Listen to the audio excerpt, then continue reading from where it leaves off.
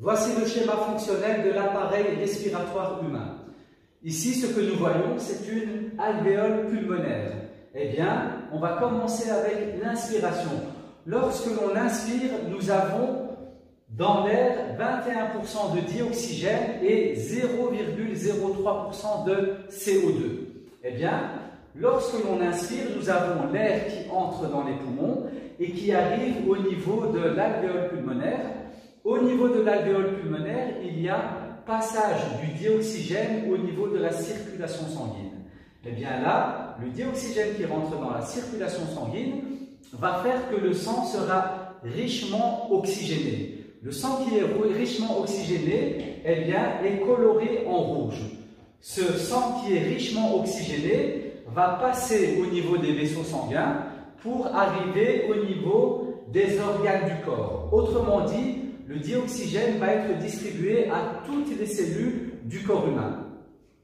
Ces cellules du corps, donc ces organes, vont transformer le dioxygène en dioxyde de carbone qui est un déchet. Ce dioxyde de carbone va revenir au niveau de la circulation sanguine et cette fois-ci, la circulation sanguine est colorée en bleu parce que le sang bleu représente le sang qui est pauvre en dioxygène et riche en CO2. Eh bien, ce CO2 va être acheminé jusqu'aux alvéoles pulmonaires et la circulation sanguine va se débarrasser du CO2 et le CO2 va donc quitter les alvéoles pulmonaires pour arriver au niveau du milieu extérieur.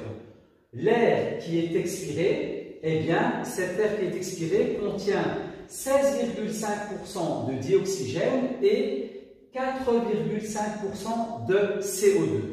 Nous pouvons donc voir que dans l'air qui est inspiré, il y a plus de dioxygène que dans l'air qui est expiré. Pourquoi? C'est parce que les cellules de l'organisme, les organes du corps, ont utilisé ce O2 pour le transformer en CO2.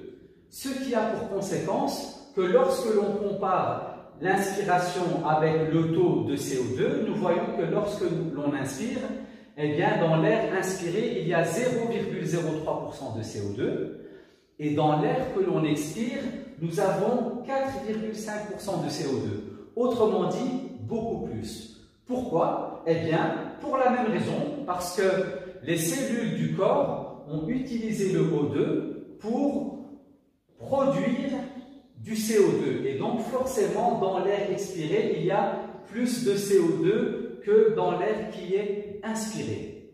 Est-ce qu'il y a plus de CO2 que de O2 dans l'air expiré? Eh bien non, parce que lorsque l'on regarde les taux, nous voyons que dans l'air expiré, il y a 16,5% de O2 et 4,5% de CO2. Donc, dans l'air expiré, on a toujours plus de O2 que de CO2. La respiration, c'est donc le fait d'apporter à l'organisme le dioxygène dont il a besoin et de rejeter le CO2. La respiration, c'est donc le fait d'inspirer du O2 et d'expirer du CO2. Le corps a besoin de dioxygène parce que le corps utilise ce dioxygène pour produire de l'énergie. Et lorsque le corps a produit de l'énergie, eh bien, il y a un déchet qui s'en dégage, qui est le CO2, et qui ressort par le fait que l'on expire.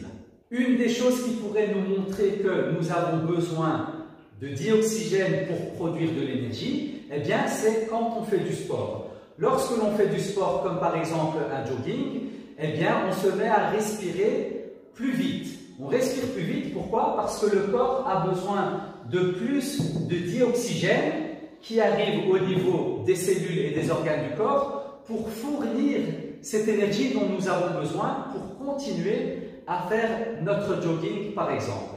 Eh bien, ça, c'est la preuve que le dioxygène est indispensable au corps pour la production d'énergie. Cette production d'énergie par les organes du corps produit un déchet qui est le CO2 et qui doit être donc évacué par l'organisme lorsque l'on expire.